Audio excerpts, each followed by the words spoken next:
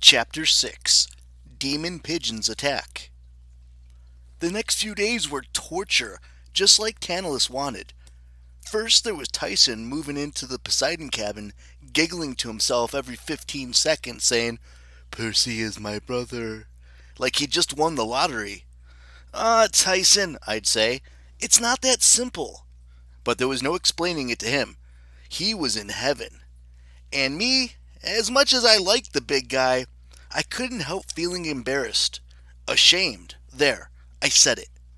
My father, the all-powerful Poseidon, had gotten moony-eyed for some nature spirit, and Tyson had been the result.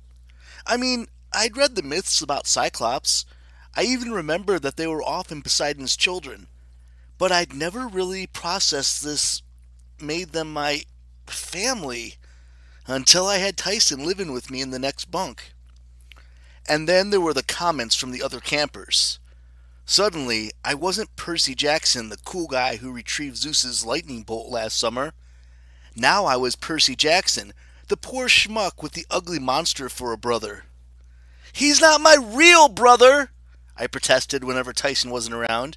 "He's more like a half-brother on the monster side of the family. Like a half-brother twice removed or something." Nobody bought it. I admit, I was angry at my dad. I felt like being his son was now a joke. Annabeth tried to make me feel better. She suggested we team up for the chariot race to take our minds off the problems. Don't get me wrong. We both hated Tartarus, and we were worried sick about the camp. But we didn't know what to do about it. Until we could come up with some brilliant plan to save Thalia's tree, we figured we might as well go along with the races. After all, Annabeth's mom, Athena, had invented the chariot, and my dad had created horses. Together we would own that track.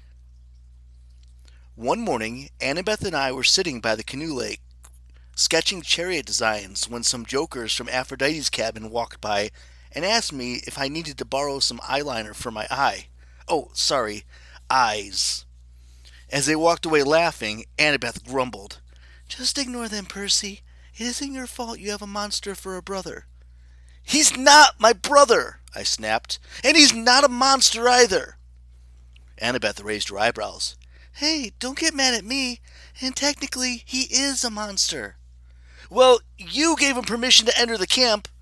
"Because it was the only way to save your life.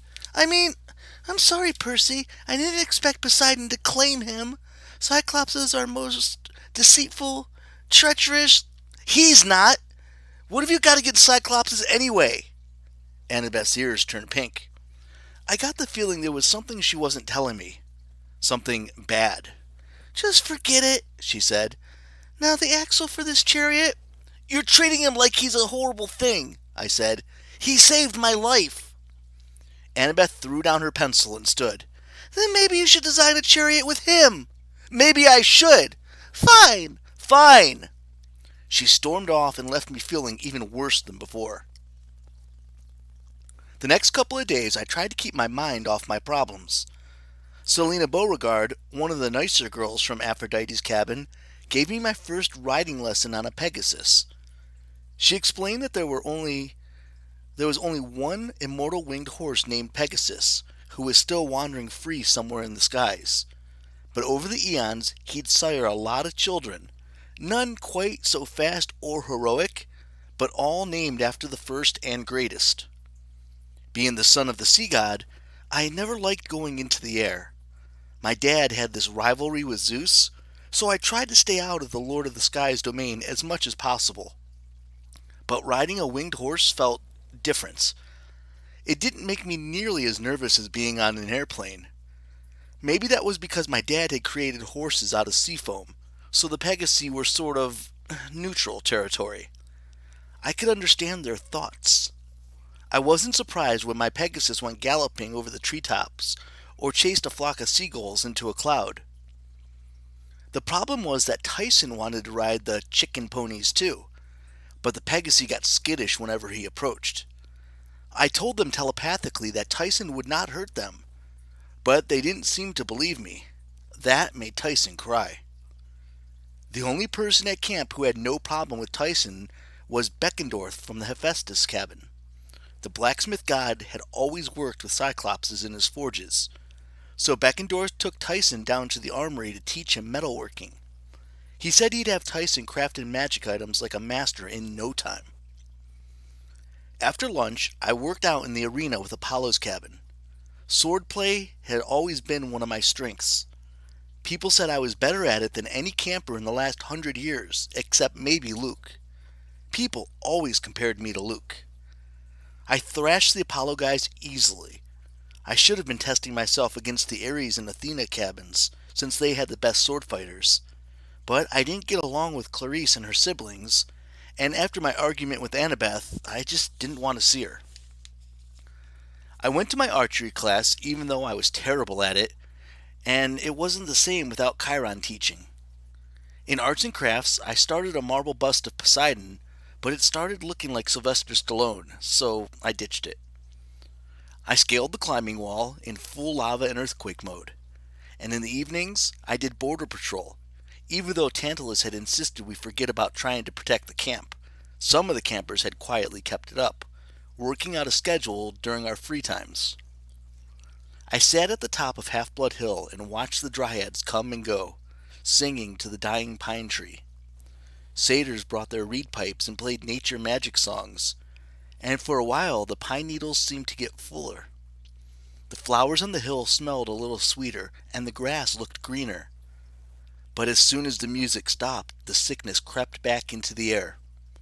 The whole hill seemed to be infected, dying from the poison that had sunk into the tree's roots. The longer I sat there, the angrier I got. Luke had done this. I remembered his sly smile, the dragon claw scar across his face. He'd pretended to be my friend, and the whole time he'd been Kronos' #1 servant. I opened my palm of my hand. The scar Luke had given me last summer was fading, but I could still see it. A white asterisk-shaped wound where his pit scorpion had stung me. I thought about what Luke had told me right before he tried to kill me. Goodbye, Percy. There is a new golden age coming, and you won't be part of it. At night, I had more dreams of Grover. Sometimes I just heard snatches of his voice. Once I heard him say, "It's here." Another time, "He likes sheep." I thought about telling Annabeth about my dreams, but I would have felt stupid. I mean, he likes sheep? She would have thought I was crazy. The night before the race, Tyson and I finished our chariot. It was wicked cool.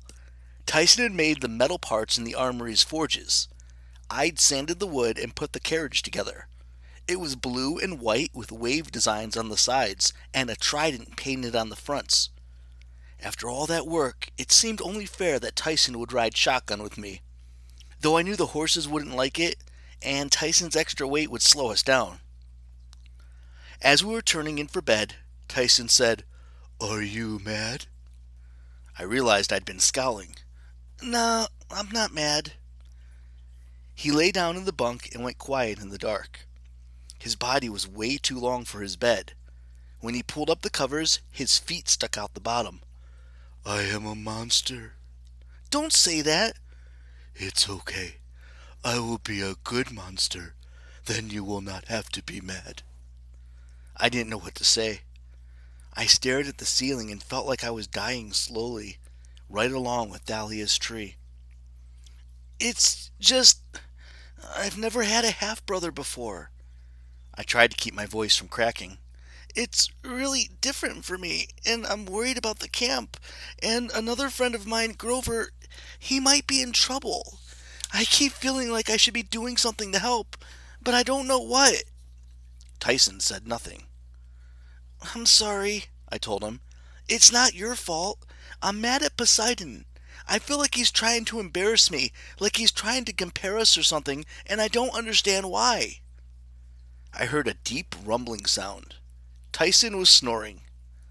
I sighed. "Good night, big guy." And I closed my eyes too. In my dream, Grover was wearing a wedding dress. It didn't fit him very well. The gown was too long and the hem was caked with dried mud. The neckline kept falling off of his shoulders. A tattered veil covered his face. He was standing in a dank cave lit only by torches. There was a cot in one corner and an old-fashioned loom in the other, a length of white cloth half woven on the frame, and he was staring right at me like I was a TV program he'd been waiting for. "Thank the gods!" he yelped. "Can you hear me?" My dream self was slow to respond. I was still looking around, taking in the stalactite ceiling and the stench of sheep and goats. The growling and grumbling and bleating sounds that seemed to echo from behind the refrigerator-sized boulder, which was blocking the room's only exit, as if it were a much larger cavern beyond it. "Percy," Grover said, "please, I don't have the strength to project any better. You have to hear me." "I hear you," I said. "Grover, what's going on?" From behind the boulder, a monstrous voice yelled, "Honey Pie! Are you done yet?" Grover flinched. He called out in falsetto, "Not quite, dearest. A few more days." "Bah! Hasn't it been 2 weeks already?" "No, dearest. Just 5 days. That leaves 12 more to go." The monster was silent, maybe trying to do the math. He must have been worse at arithmetic than I was, because he said, "All right, but hurry. I want to see under the veil." Grover turned back to me. "You have to help me. No time. I'm stuck in this cave on an island in the sea." "Where?" "I don't know exactly. I went to Florida and turned left." "What? How did you—" "It's a trap," Grover said.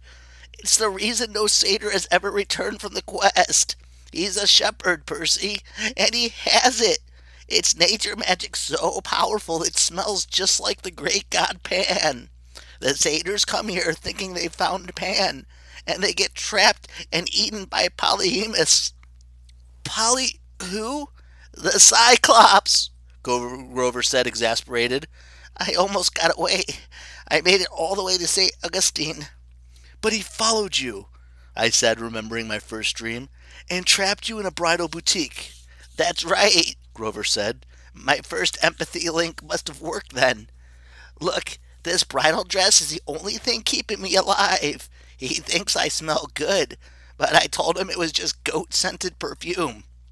Thank goodness he can't see very well.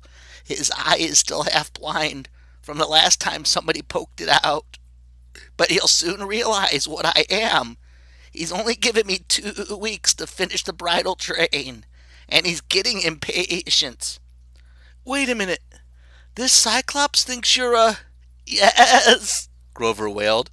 "He thinks I'm a lady Cyclops and he wants to marry me." Under different circumstances, I might have busted out laughing, but Grover's voice was deadly serious. He was shaking with fear. "I'll come rescue you," I promised. "Where are you?" "The Sea of Monsters, of course." "The Sea of what?" "I told you. I don't know exactly where. And look, Percy, I'm really sorry about this, but this empathy link, well, I had no choice. Our emotions are connected now. If I die—" "Don't tell me. I'll die too."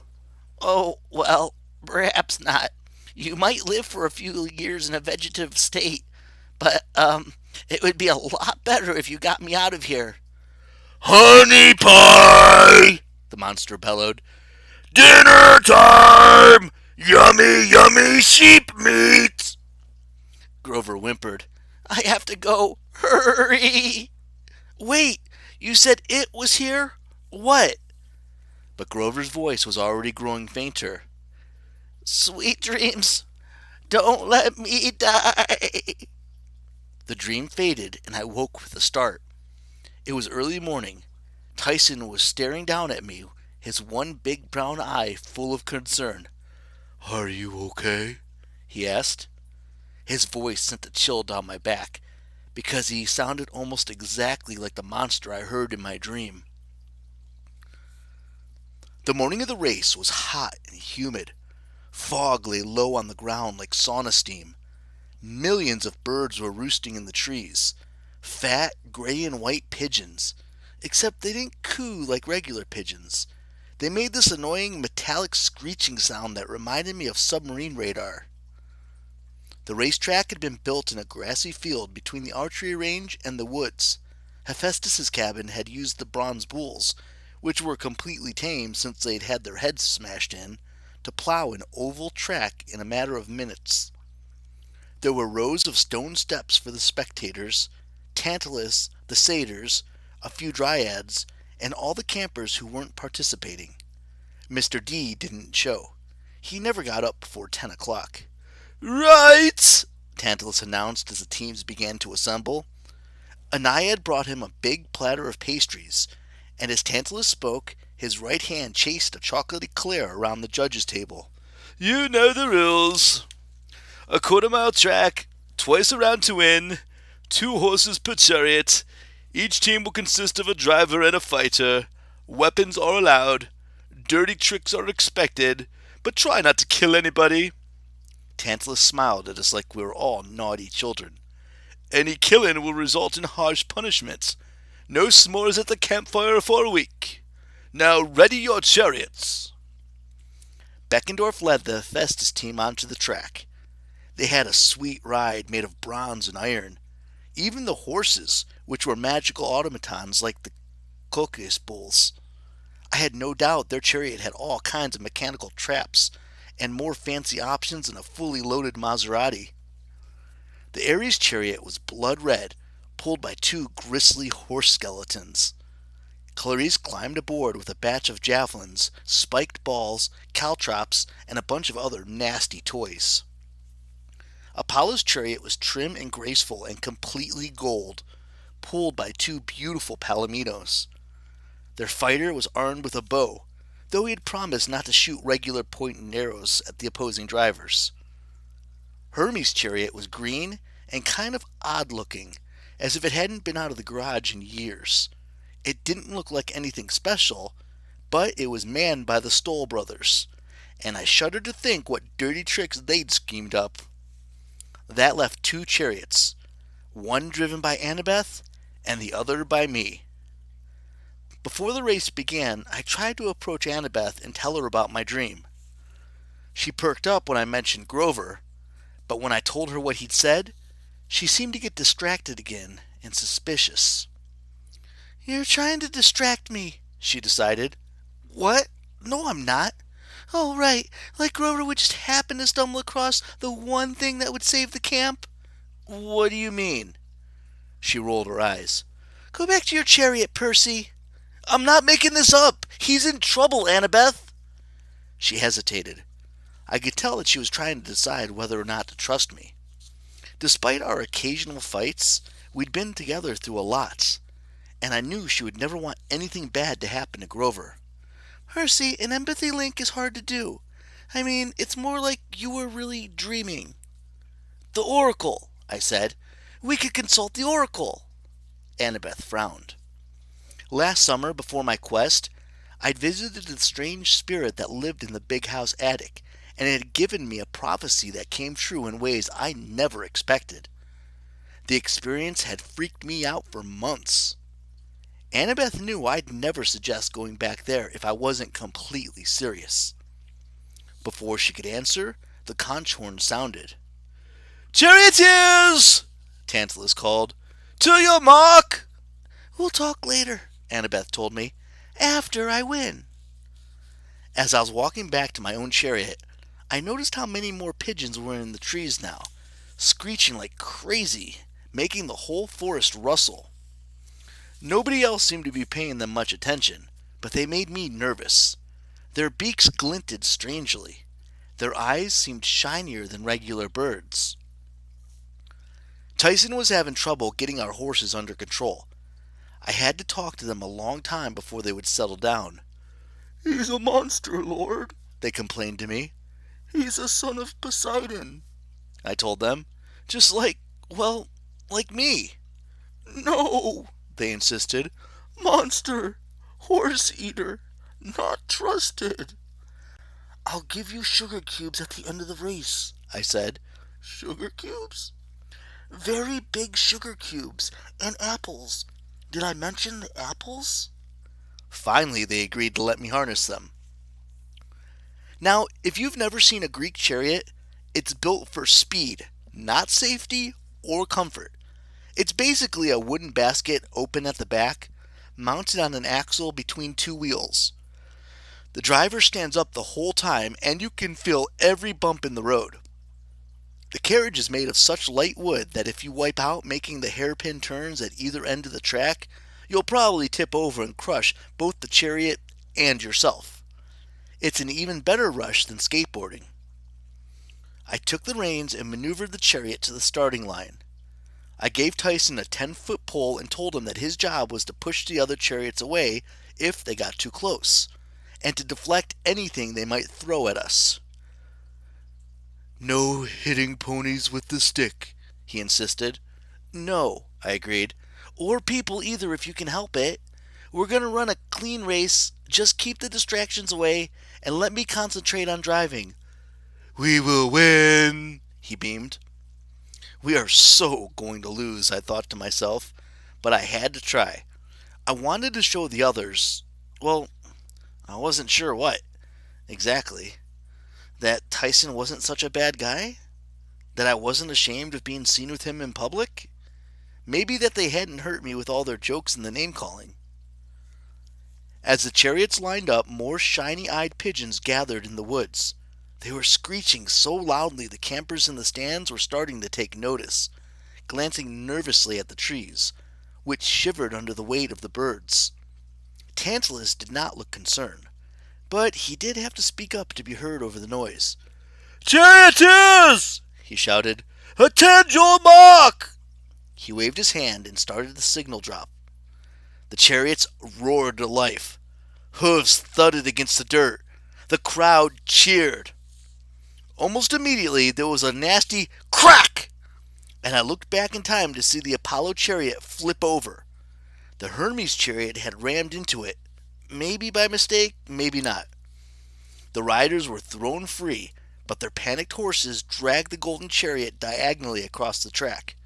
The Hermes team, Travis and Connor Stoll, were laughing at their good luck, but not for long.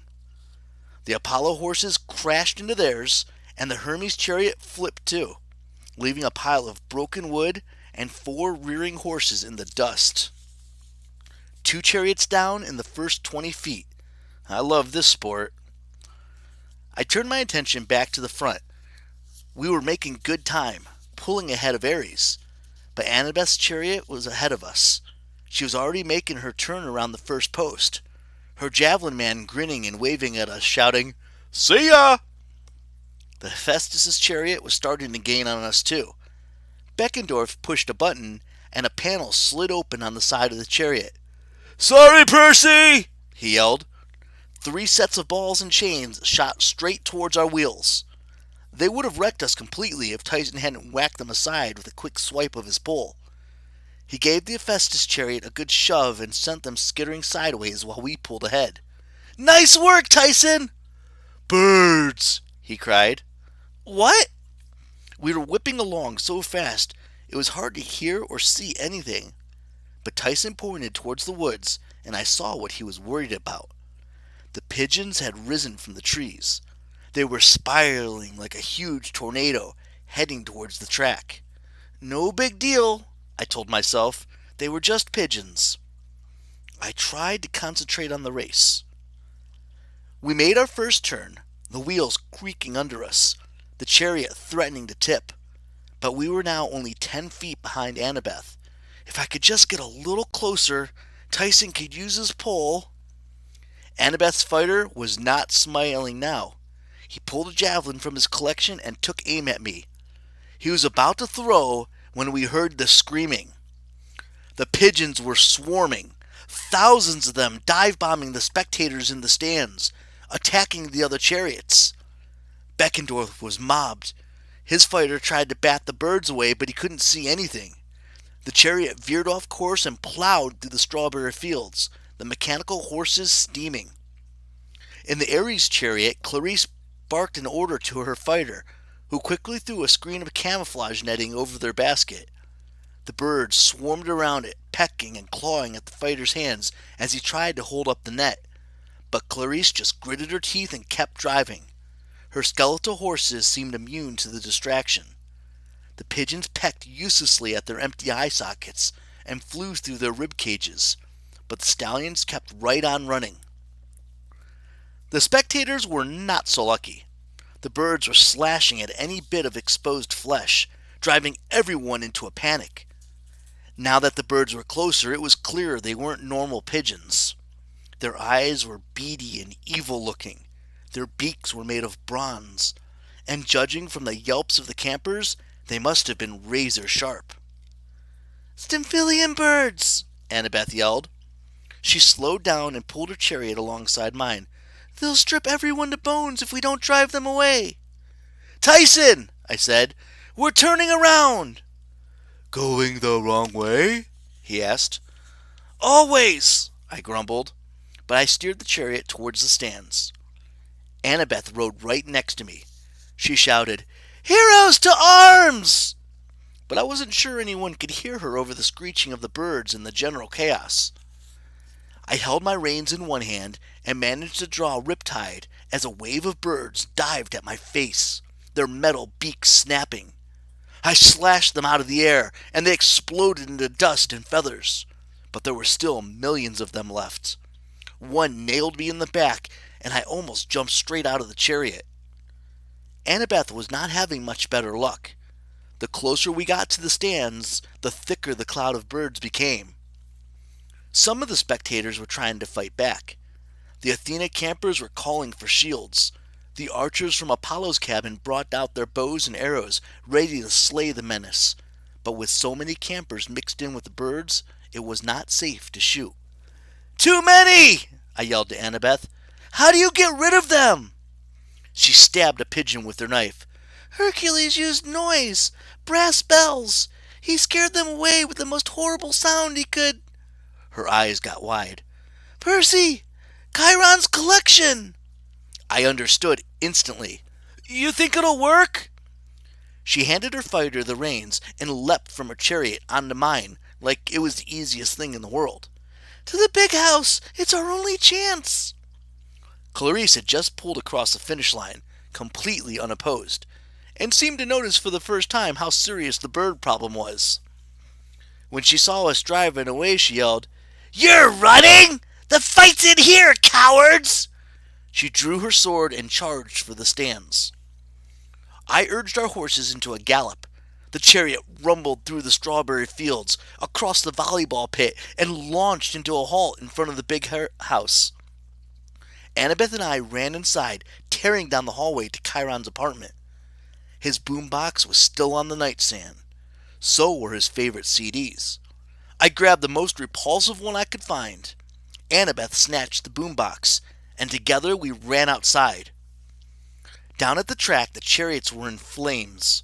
Wounded campers ran in every direction, with birds shredding their clothes and pulling out their hair, while Tantalus chased breakfast pastries around the stands, every once in a while yelling, "Everything's under control, not to worry." We pulled up to the finish line. Annabeth got the boombox ready. I prayed the batteries weren't dead. I pressed the play button and started up Chiron's favorite, the all-time greatest hits of Dean Martin. Suddenly, the air was filled with violins and a bunch of guys moaning in Italian. The demon pigeons went nuts. They started flying in circles, running into each other like they wanted to bash their own brains out. Then they abandoned the track altogether and flew skyward in a huge dark wave. "Now," Annabeth said, "archers!" With clear targets, Apollo's archers had flawless aim. Most of them could knock 5 or 6 arrows at once. Within minutes, the ground was littered with dead bronze-beaked pigeons, and the survivors were a distant trail of smoke on the horizon. The camp was saved, but the wreckage was not pretty. Most of the chariots had been completely destroyed. Almost everyone was wounded, bleeding from multiple bird pecks. The kids from the Aphrodite's cabin were screaming because their hairdos had been ruined and their clothes pooped on. "Bravo!" Tantalus said, but he wasn't looking at me or Annabeth. "We have our first winner!" He walked to the finish line and awarded the golden laurels to the race to a stunned-looking Clarice. Then he turned and smiled at me. "And now to punish the troublemakers who disrupted this race." End of chapter 6.